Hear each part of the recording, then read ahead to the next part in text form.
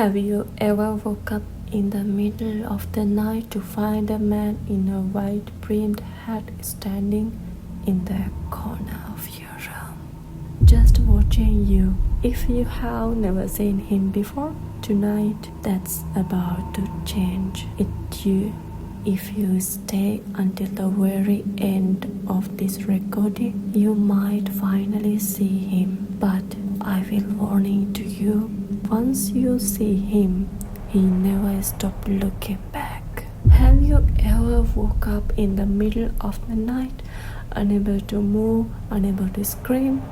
You feel a weight on your chest, and when you look toward the corner of your room, he is there.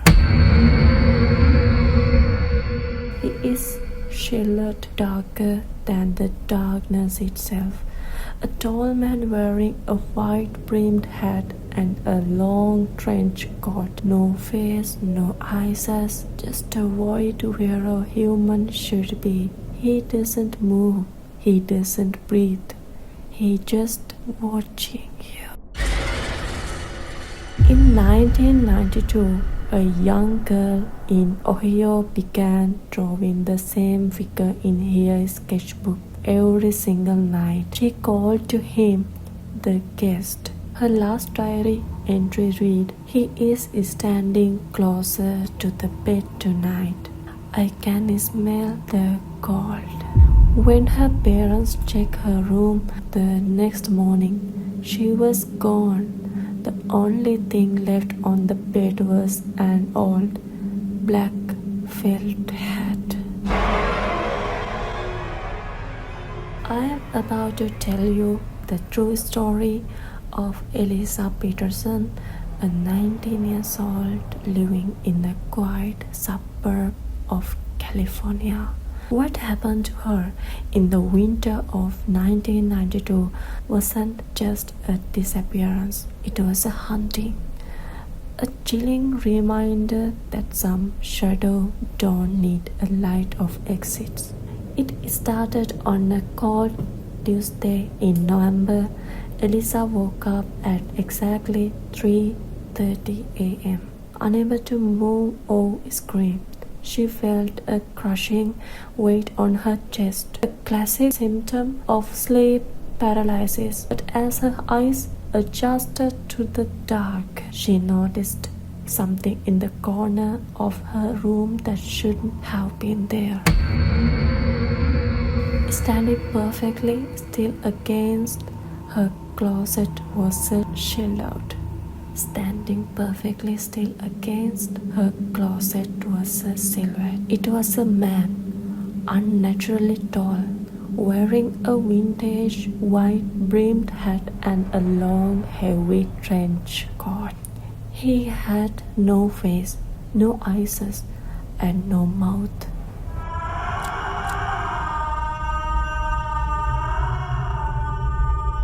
He was just a void, a patch of darkness that seemed to absorb the little light coming from the street lamp outside. For 3 weeks, the visitor returned every single night. Eliza began to dread the sunset.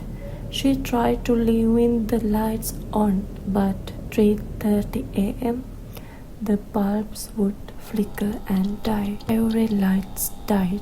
The hat man didn't move, and he didn't speak. He just watched her from the shadows, his presence growing heavier with every passing hour. By the second week of December, Eliza told her mother, and she could smell something old and cold. Whenever the figure appeared, it was a scent of wet earth and Asian fabric. She began to notice that the hat man was no longer staying in the corner. Every night, he was a few inches closer to her bed, terrifying that she was losing her mind. Eliza decided to record herself while she slept using a micro cassette recorder. She hoped to prove that she was alone, but the tape captured the next morning was far was the silence, and the white noise. There were low, glitter whispers in the languages sounded like grinding stones. On the night of December 14th, Eliza left the record running for the last time. In the final few minutes of the tape, her breathing becomes frantic. You can hear her sobbing, whispering into the dark. He's at the foot of my bed now. He's reaching out. Please, God, he is touching my feet. Suddenly, the recording is cut short by the deafening, mechanical hum. A sound so powerful it shattered every window in the house. When Eliza's parents rushed into her room, they found the door locked from the inside. When they finally broke it down, the room was empty. Eliza Peterson was gone. The police investigation found no signs of the struggle, no fingerprints, no forced entry, and no DNA. The only thing they found was Eliza's bed, perfectly made with a single black felt hat resting on the pillow where her head should have been. It was cold to the touch, as if it had been kept in the freezer.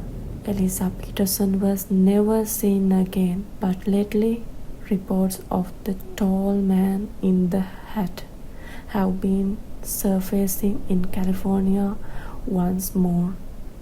So before you close your eyes tonight, I have to ask, did you check the corner of your room?